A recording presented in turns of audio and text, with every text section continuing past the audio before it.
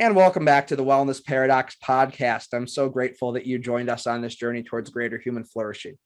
As always, I'm your host, Michael Stack, an exercise physiologist by training and a health entrepreneur and a health educator by trade.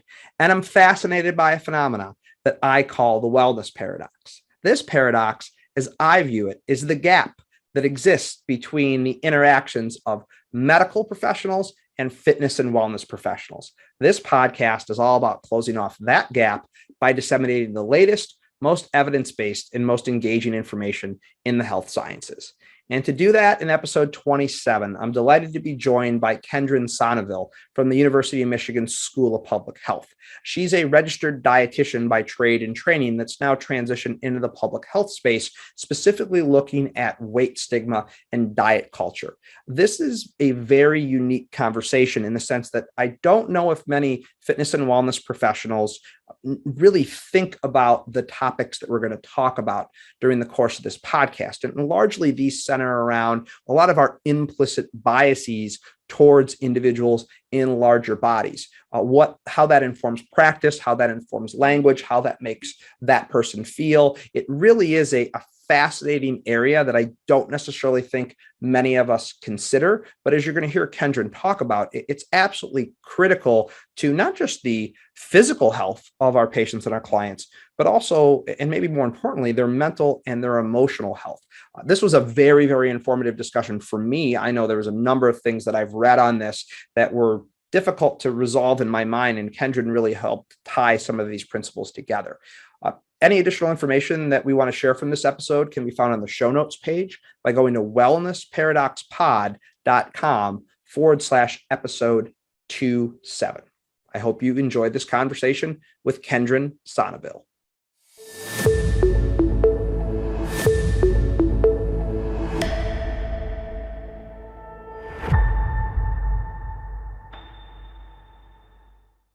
Kendrin, thank you so much for joining us. Yeah, it's great to be here. So I'm super excited about this because as we were talking about before we got in the air, I am not only a graduate of the School of Kinesiology at U of M, but I am now a current Masters of Public Health student at U of M in the School of Public Health. So this is kind of bringing two of my worlds together. And this is a very interesting topic that I want to get us to dive into right away. But just to provide some context for this discussion that we're going to have, can you give our audience a little bit of an idea of your background? Sure. Yeah. So I'm a dietitian by training. So I started my career working in treatment. And I was specifically working with adolescents, mostly working in eating disorders. I did some weight management work also in my position, my first position as a clinician. I was working at Boston Children's Hospital. And what actually drew me to public health, and I'm delighted to hear that we were able to get our hooks in you and bring you to the public health side.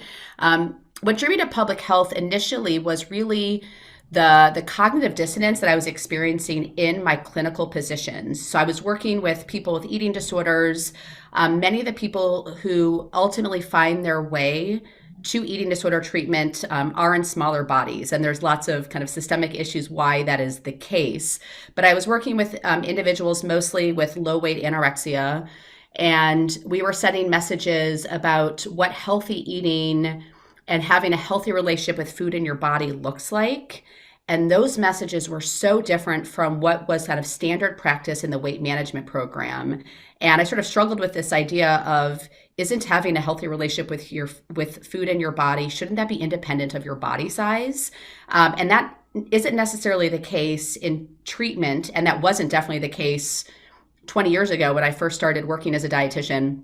And so it's my clinical kind of experience and that kind of that perspective that drew me to public health. And so after working for several years as a registered dietitian, mostly in eating disorder treatment, I found public health and did my doctorate in public health nutrition.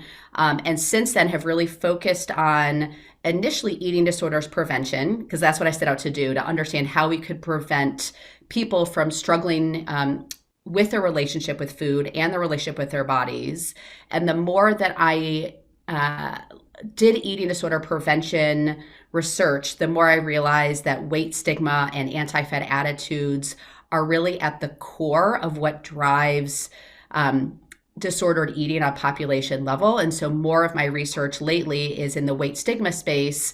And again, that's also eating disorders prevention research, but I'm like a clinician turned prevention researcher. And I'm really passionate about sort of reducing body concerns, disordered eating concerns now in a population level versus kind of in this clinical capacity where I first started.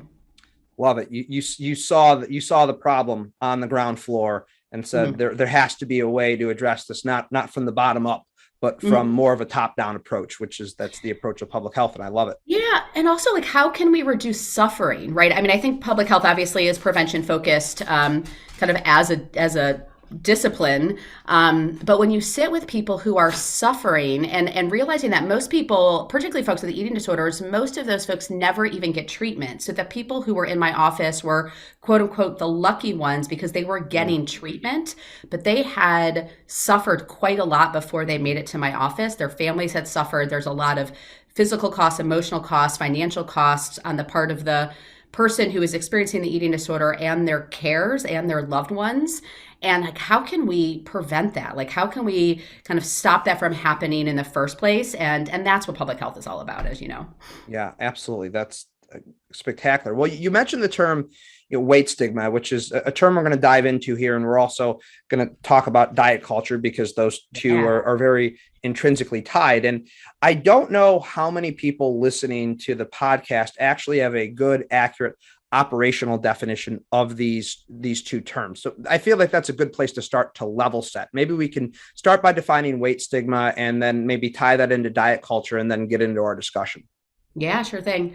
So, weight stigma is sort of an umbrella concept or an umbrella term that refers to kind of lots of experiences that people, particularly those in larger bodies, are dealing with on a likely daily basis.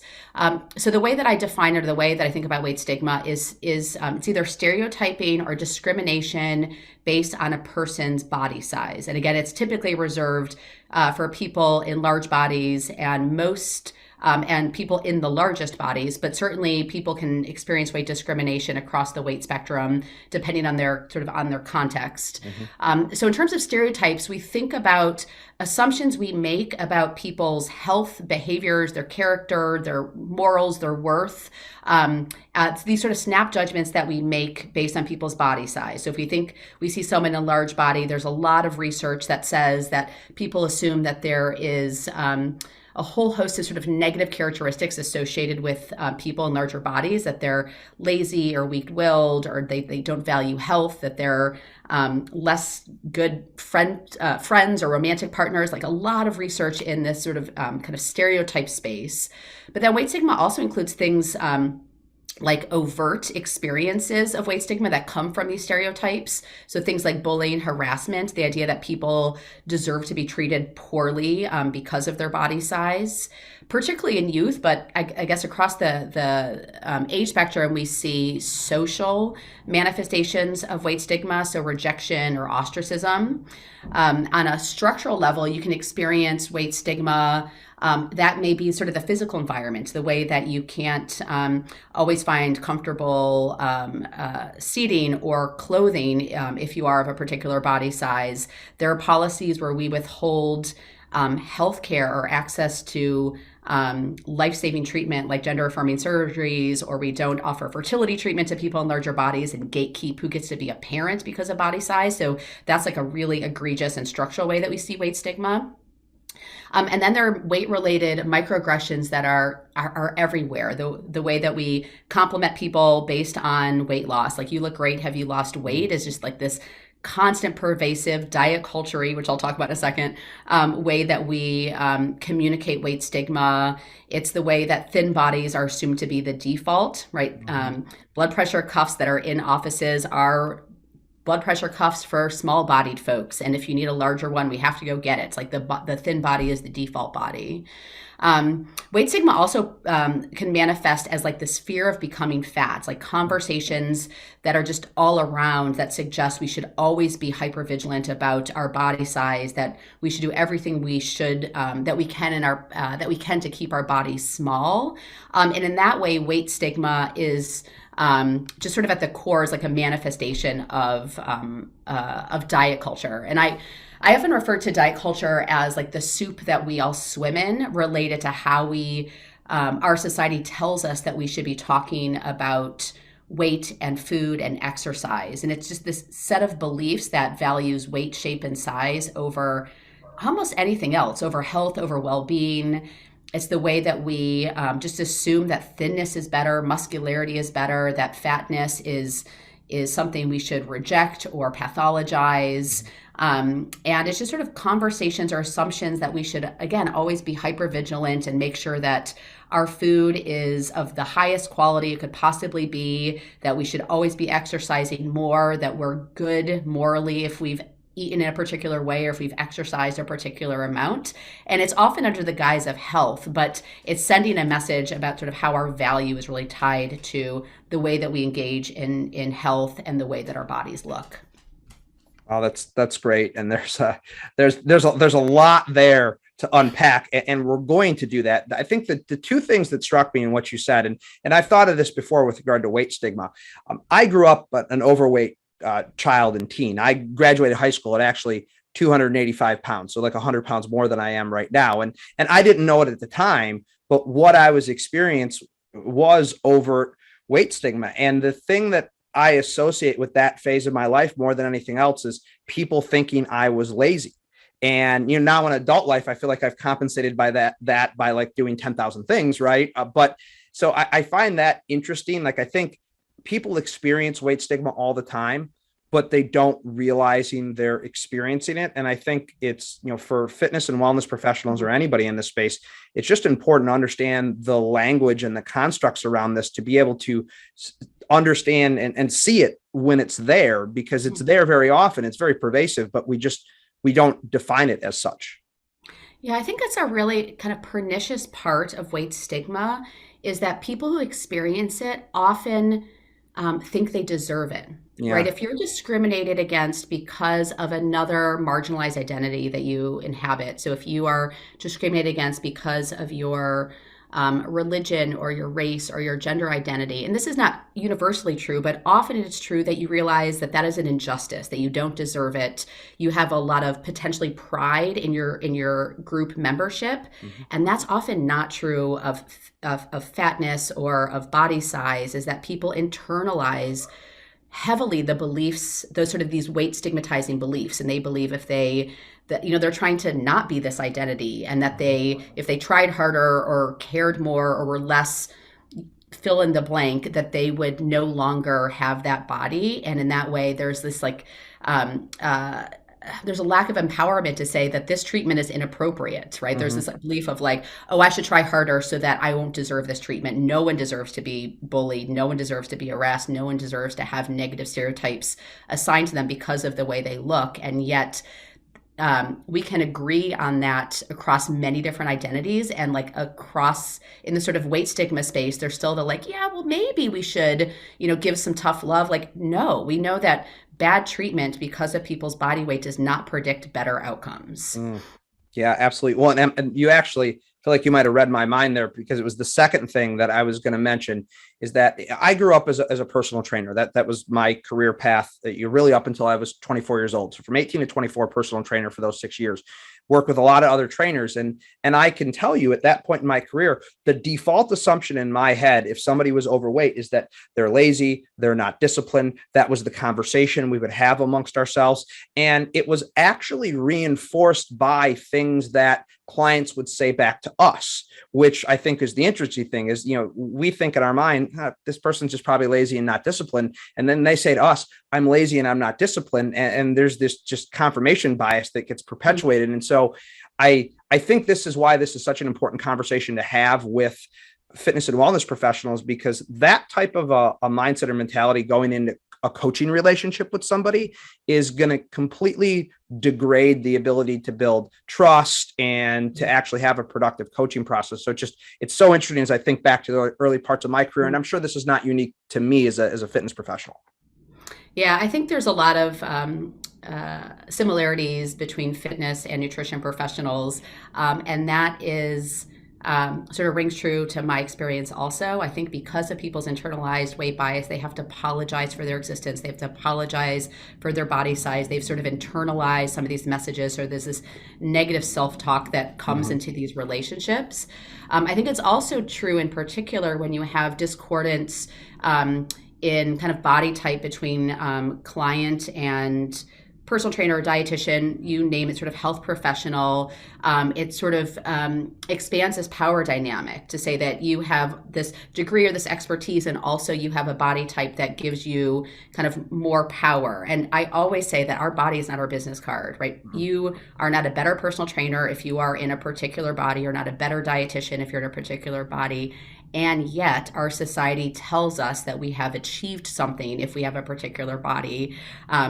And so we get more respect if we're in if we have a body type that is sort of revered by society. So it's really a complicated dynamic to say that, like, I'm not better because I look a certain way.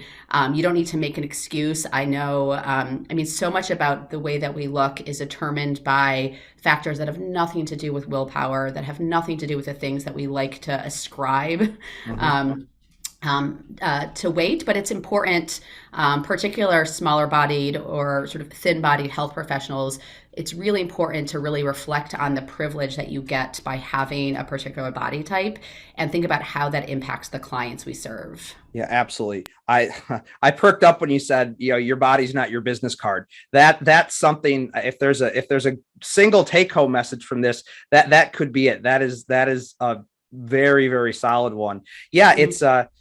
it is very interesting, and presents a challenge. I will say this: throughout the course of my career, some of the most effective fitness and wellness professionals I have seen have been those who are in larger bodies, or older, because they can actually relate to the clients and the patients that they're working with. So I also think that some people, because they are overweight, think they can't go into this profession. And in point of Mhm. fact, this profession, we need to be more inclusive of all body types and sizes externally, but also internally. Internally, yeah. I mean, I could talk about this forever because I think it is the sort of weight stigma within our professions has the potential to harm our clients, to harm the public, but it also harms us, right? The If we have a profession where folks in larger bodies or folks with other marginalized identities don't feel welcome, that interferes with sort of our learning, our effectiveness. So like Mhm. that's a major problem. Um, and again, the sort of message that we send clients and the public is that you have to look this way in order to be sort of allowed in this profession. As you say, it sort of robs people with like the best experience or the most insight from doing the most good, right? It's people who have always who've had to contend with overt weight stigma and sort of how they've managed it and how they've been able to sort of seek health irrespective of changing their body size. Like those insights are like so Mhm. critical to kind of helping people. And the diversity or the body size diversity, at least in my own profession within the diabetic profession, is abysmal. And the way that we talk about health and bodies in our curriculum makes it a really unsafe place for people in larger bodies to participate. Like I don't blame folks for not wanting this, wanting to seek out the profession because you have to withstand a lot of weight normative chatter in order to get these degrees. Um, I also think the expectations, like I said, really harms people in the profession because the standards for body size are so unattainable. And that may lead people to do sort of extreme disorder things um, in order to feel like they can be respected. I often tell this anecdote, and not to sort of center my own experience because I have a straight size body. I experience very little stigma because of the way that my body looks, and also acknowledge that I inhabit a lot of other kind of privileged identities. I'm white, I'm cis, I'm heterosexual. But I went to give a talk. It was in a workplace site. And the folks that were meeting me at the front door greeted me and they said, "Oh, you're a dietitian? I expected you to be thinner." And again, like this is not in the context of my life experiences. Like I experienced so little poor treatment because of my body size, but it was a reminder that even me with a straight sized body are getting those overt messages that in order to be respected in this profession, you need to look even smaller than you look.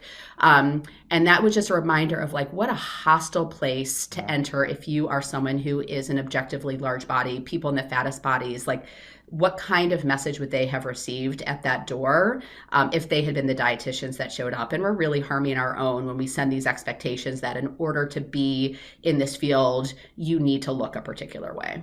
Yeah, that's a really fascinating story. I can't like that almost knocks me back. Like, if I showed up for a lunch and learn lecture and someone, oh, you're the fitness professional, I expected you to be fitter. What Yeah. and again, I think clearly this person that was meeting you for the first time wasn't trying to offend you. It No. wasn't a conscious thing. It was just it Yeah. was their almost subconscious reaction to seeing you, Yeah.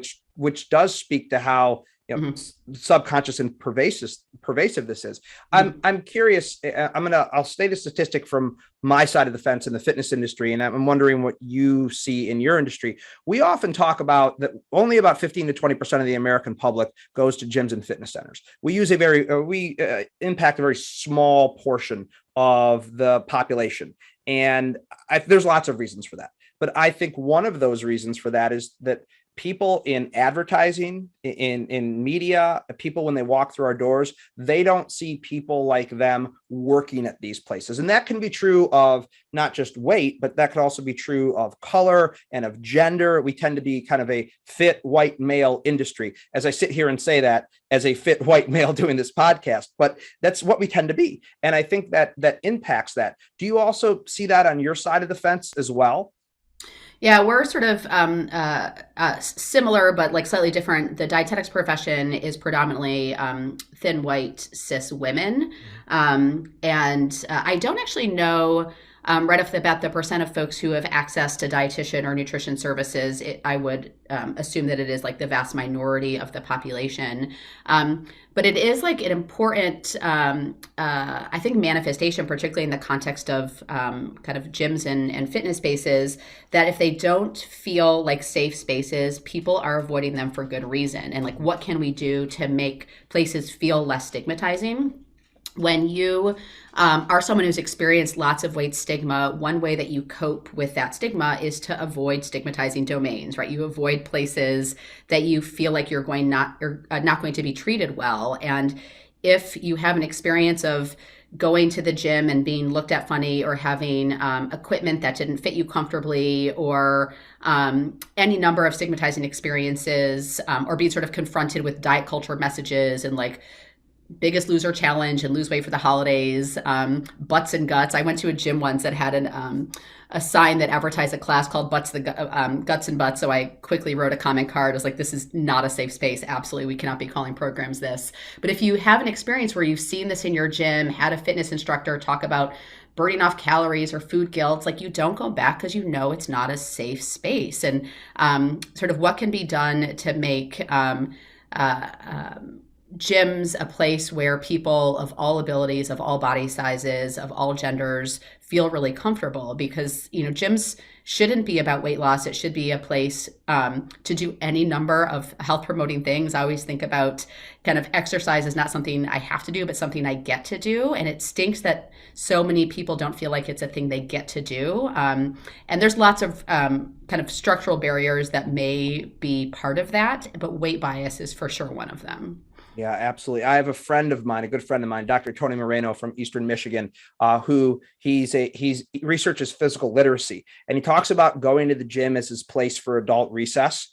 And I love that term so much. And I want to transition into some actionable things here, but before I do, like, the physiologist in me is compelled to at least touch on the fact that the multifactorial nature of body fatness is why we can say that this isn't just a willpower thing or a discipline thing. And I'm not looking to dive deep down the physiological rabbit hole, although I'd like to. I think our listeners would probably tune out. But this is not just as simple as the food you put into your body and the calories you expend from movement and exercise. Yes, on its most basic level, that is true to a degree, but there's so many other physiological factors, so many other environmental and social factors that play into this. It really is a biopsychosocial model. It's not just calories in, calories out, which is a very reductionistic way to think of this. I mean, I couldn't agree anymore. I think the social determinants of health and genetic factors have such an outsized impact on our body size. Individual behaviors have some, but it's relatively small, and it's regulated by a lot of forces that really try to counteract attempts to lose weight. And so when health promotion efforts are solely focused on weight loss, we are for sure setting people up to fail, and not realizing that health promoting behaviors can improve health irrespective of weight change and can improve health for people across the weight spectrum. So kind of my personal mission in terms of the research that I do is sort of understanding how we can be more weight inclusive in the public health and clinical interventions that we deliver. But also just to layer on top of that weight stigma, in addition to like knowing that we're not super successful, nor do we necessarily need to be successful in making people's bodies smaller, the extent to which we focus on weight as like the most important thing, we cause harm because we are contributing to weight stigma, which in and of itself is psychologically and physiologically stressful, right? Like people experience stigma independent of their BMI, have greater like stress response, more cortisol, greater C-reactive protein, poor glycemic control. Like it is so stressful to our bodies to experience weight stigma. And we don't need to layer that on to the interventions that we deliver if we're really looking to improve people's health. Yeah, well, nailed it. And man, I'd really love to talk more about all those things you just said, physiologically speaking, but maybe that's for a part two to this. For another day. Yeah. So we've talked very much on we've defined terms. We've talked kind of on more of a theoretical level. Let's start to get this a little bit more actionable. Again, you've got fitness and wellness professionals that are listening to this. Who knows? Maybe hopefully we have some dietetics professionals that are listening to this. What are things beyond just knowing that this exists that fitness and wellness professionals can do to mitigate its impact? Yeah, it's a great question. And I will sort of give the caveat that this is a really open area of research of how do we improve the health, or how do we reduce implicit and explicit weight bias? How do we improve it in health professionals in a way that is sort of sustainable and in a way that sort of improves the experience of the end user, right? That it harms people in higher body weights less, right? And there aren't a ton of answers. If I look at the literature, there's not a definitive, this is absolutely what we need to do, but there, I think, are some kind of high level lessons. So number one, I think within the context of training, we need to be talking about this from day one, is implicit biases within healthcare delivery. And for people who are fitness professionals, for people who are health care professionals, nutrition professionals, there should be an opportunity within training and within kind of professional development experiences to self-reflect, to examine one's own biases, their stereotypes, their assumptions. You can do implicit attitudes tests to just give you a snapshot of what assumptions do I make about people in larger bodies that I would never explicitly endorse, but just slip out when I'm doing implicit attitudes testing. And I think back to the example of the woman who said to me, "Oh, I thought you were going to be thinner." She didn't mean to say anything mean, but that was her implicit attitude just slipping out, her implicit bias slipping out. And we can say all the right things, but if in our core we still have these negative assumptions, they're going to come out in subtle or not so subtle ways. And so just the constant exercise of cultural humility and other exercise in self-reflection, I think, need to be part of kind of who we are as practitioners.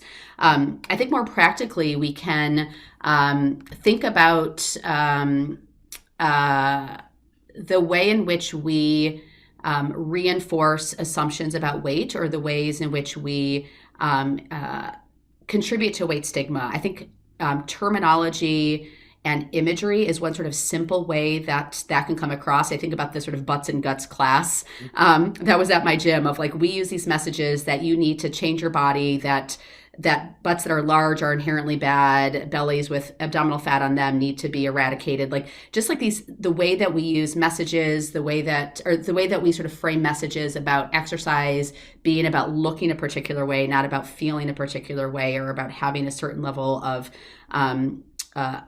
health.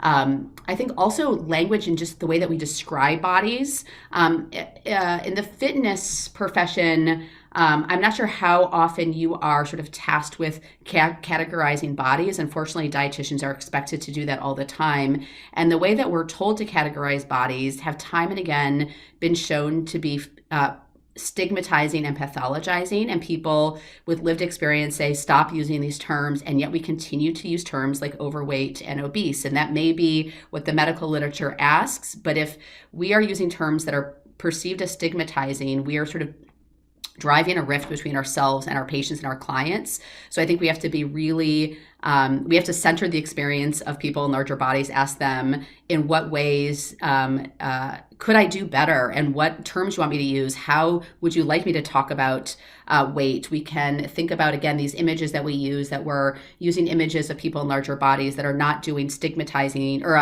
stereotypical things, right? We're not using images where people are sitting on a couch or eating fried chicken. If you watch a news story about quote unquote obesity, those are the images that you see. You see headless fat people, and I use fat in a reclaimed neutral way.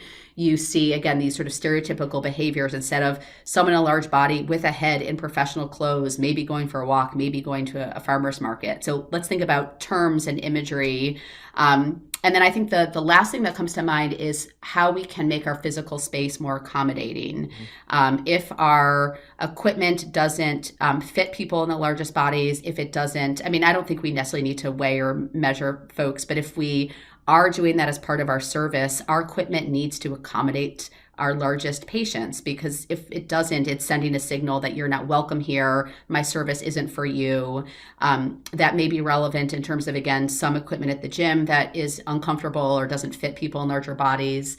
That comes into play in chairs in the waiting room. It comes into play in the materials that we have in our waiting room. If the materials are just magazines of diet culture, we're creating spaces that are really hostile to people in larger bodies. And I think these weight-related microaggressions or not so microaggressions that, again, send the signal that my service is not for you. And there's a divide between sort of my profession and what I can offer, and you being able to access it. Yeah, it's the little things that add up.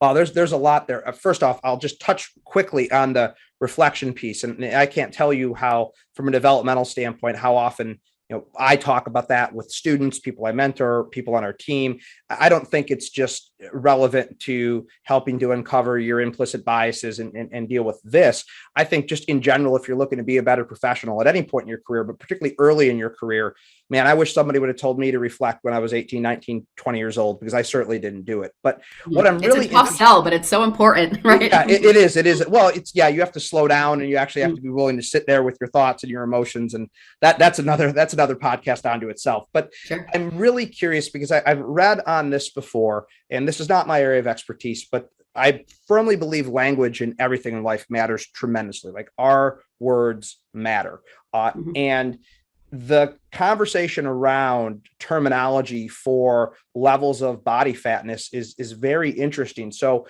I'm even curious from your perspective, because I've read so many conflicting things about this. I've heard calling someone obese is not necessarily appropriate, but saying that is a person with obesity is more of a clinical condition. Some people suggest that's more appropriate, but yet I get the sense from what you're talking about that even might be a slippery slope. So how do we circle this square this circle of terminology? Yeah. So what I'll say is that there are different perspectives on what is sort of the best way to talk about bodies, particularly large bodies. There are sort of different stakeholders in that conversation. There are clinicians that identify as kind of obesity medicine practitioners. There are researchers that identify as obesity researchers. That's sort of stakeholder one. Stakeholder two are people who show up for weight loss or weight management. So those are weight loss seeking people in larger bodies. And then there are folks who are not necessarily trying to change their bodies, and folks that are more in the sort of fat acceptance, fat activism space. This includes also fat studies scholars. And what you'll find is there's not a ton of overlap in these three perspectives. I'll just go really quickly through the three different perspectives. So in the obesity medicine, obesity research column, people first language, as you describe, it tends to be preferred. And what people first language is using person with obesity rather than obese person, because it externalizes the condition, right? The person isn't their quote unquote condition.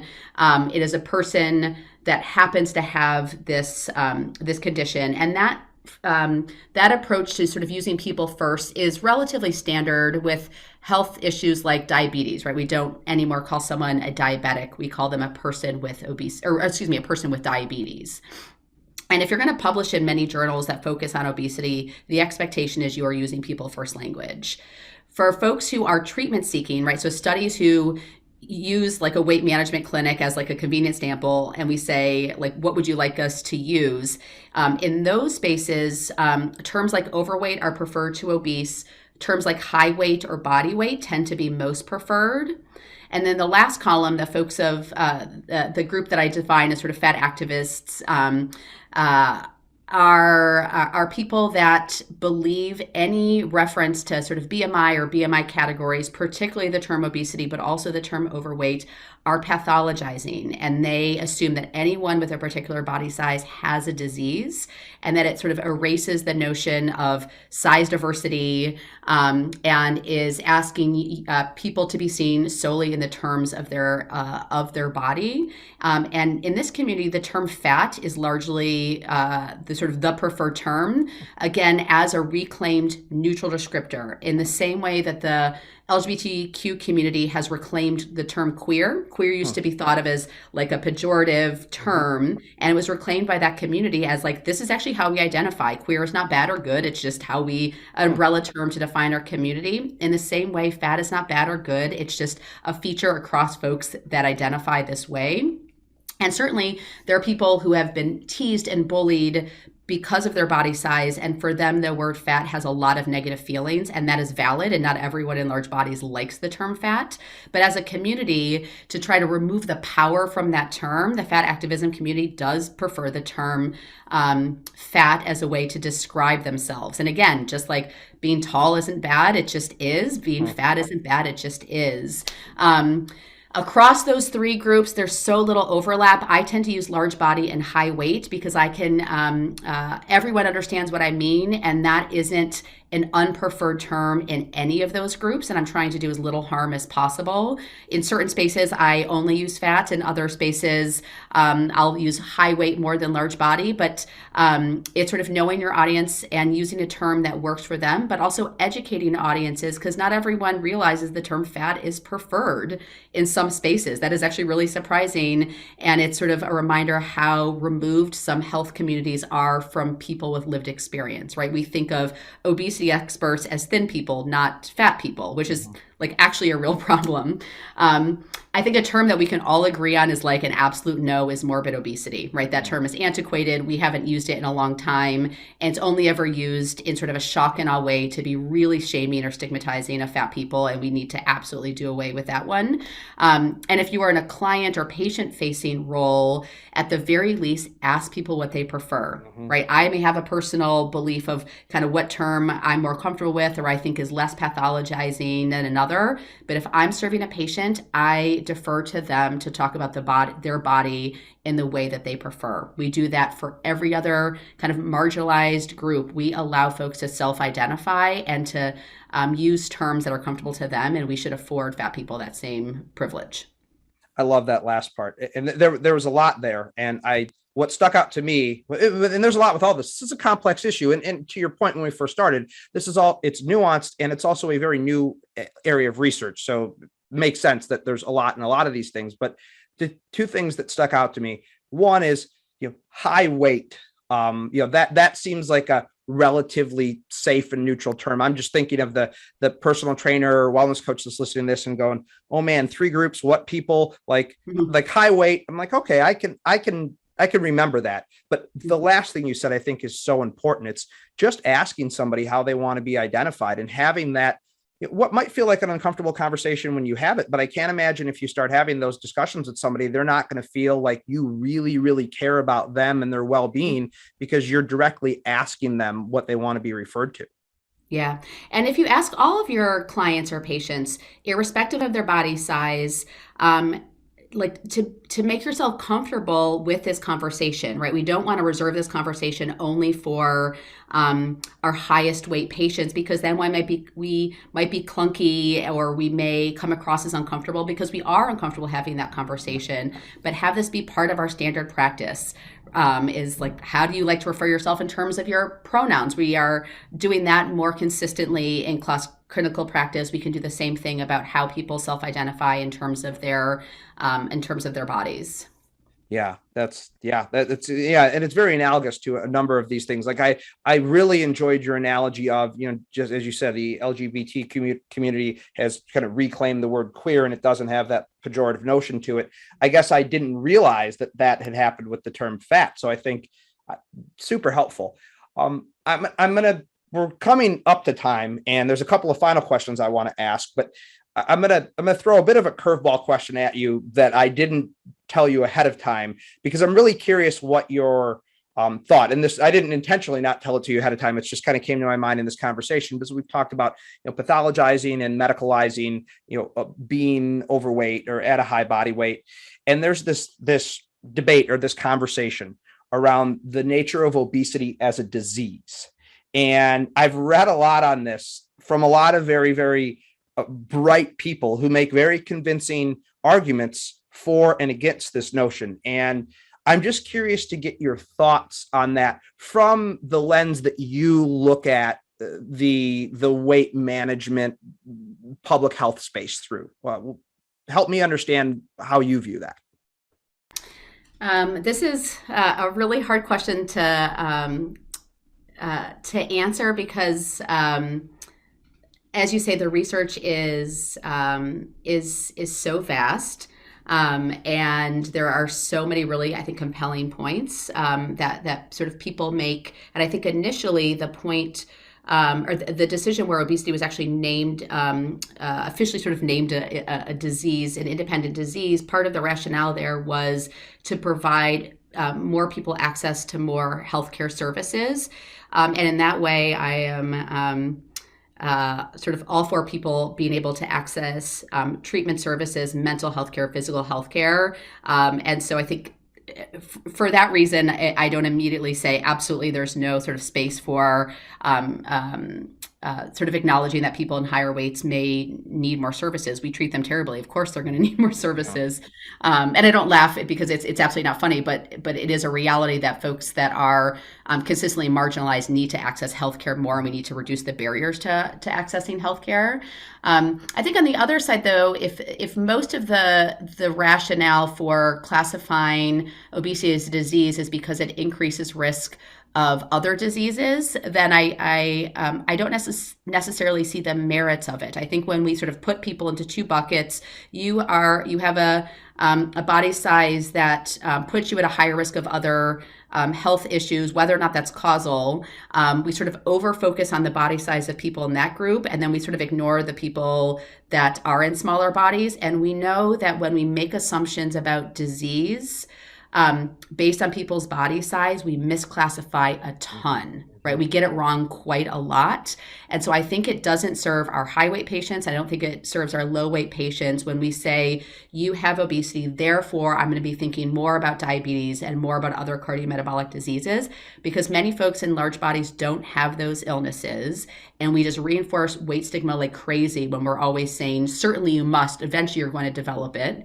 And then we forget to screen smaller body folks because we just assume they're fine. We don't talk to them about nutrition or exercise or stress management or other really health promoting things. And so I think my kind of not quick answer to your question, but sort of my I think overarching reaction is that by creating this disease, we are not doing more good than harm, right? We're sort of driving assumptions that are really rooted in weight stigma about people's health. And at the end of the day, we want people to be we want to be recognizing cardiometabolic conditions in people early and providing good health care, but not sort of having body size sort of be that sort of gatekeep in order to get that good treatment. Yeah, great. Yeah, great answer. That's not an easy question to Yeah. answer in the least. And I've not seen one like compellingly convincing path to go down with regard to that. I do agree with you 1,000% that, hey, if this gets an ICD-10 code that we can now get reimbursed so we can provide more services and so on and so forth, then okay, well, that seems good. But I think beyond that, it's very, very, very complicated. And Yeah, I wish we could get to a spot where weight could be a vital sign, just like kind of blood pressure and pulse, where it's like sort of a thing that we collect, and it is something that we look at as part of a really complex and kind of nuanced picture. And I think the problem with weight is that it just like um, overrides everything, right? It's like you can see great blood pressure, great glucose, great all these things. And if someone's of a high weight, we just assume bad things about them or their health or their health behaviors. I think that's sort of a layer of complexity in this answering this question is that weight is so kind of judged and overvalued in society by healthcare providers that it's hard to answer that question in a really straightforward way, knowing that as long as it is a health condition, it's going to be kind of over focused on and used to withhold health care and access to services for people in large bodies. Yeah. Yeah. And again, that is a conversation onto itself as well. Kendrin, this has been great. The one kind of short answer I'd like from you on all of this is like, I only say short answer only because I want to make sure that you could still do other stuff today. Although this is a very daunting issue, like this is, and it seems like it's a big, massive challenge we don't have a lot of the answers to yet. Saying all that, what gives you hope based upon what you see? Like what makes you hopeful and encouraged for the future? I will be short-winded. What makes me hopeful are my students. So I teach students who are training to be dietitians, and even kind of 5 years ago compared to today, the number of students who are in my classes who are thinking about weight and size diversity and those issues as a social justice issue and understanding the harm that we've done as a profession, it blows me away. Right. This is, I think, our next generation of healthcare providers, of fitness and nutrition professionals get that this is a problem in the way that the people who trained me hadn't actually, this wasn't even on their radar screen. And so that's what gives me hope. And my hope is that our students will kind of listen to this conversation and realize that we can't shy away from it and be sort of drawn to this topic. And they may be drawn to it because of D&I issues or because of social justice or for whatever reason. But I think our next generation is giving me all the hope in the world. That's very encouraging. Where can people go if they want to find out more about you and your work and your research, and maybe if there's any specific literature and or organizations you can point people to? We'll link up to all this in the show notes page, but if you have a specific place, that'd be great. So you can find me on Twitter at Kendrin Ray, and on there's a link to my lab website where I talk about some of the work that we're doing, and that's probably the best place to go to find found out more about me and kind of weight stigma in general. Awesome.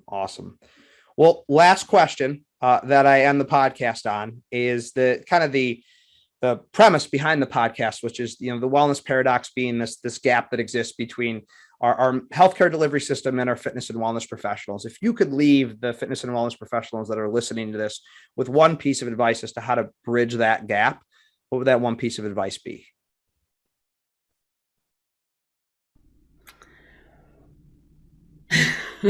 One piece of advice, as you've learned over the last hour, sound bites are not my specialty. I'm occasionally long-winded or often long-winded. I guess what I would say is learn and listen to your patients and clients. It is what I heard from my patients and their life experience that got me curious about prevention and public health. And I may know a lot about nutrition and sort of pride myself in being an expert in that area. I'm an expert in nutrition, but my patients and clients are experts in their lived experience. And like what you get back from those relationships is so valuable, and adds so much to your training. So I would just realize that it's a two-way street when you're working with folks in the fitness and nutrition space. I love it. I love it. Kendrin Sonneville, thank you so much for joining us on the Wellness Paradox. Sure thing. This is a really fun conversation. Thank you for having me. Well, I truly hope you enjoyed that conversation with Kendrin as much as I did. If you found it valuable and insightful, please share with your friends and colleagues. Those shares really do make a difference. Any information we'd like to share from this episode can be found on the show notes page by going to wellnessparadoxpod.com/episode 27. Please be on the lookout for next week's episode when it drops on Wednesday. And if you have a moment, please leave us a review on your favorite podcast platforms. Those reviews really do help. Until we chat again, please be well.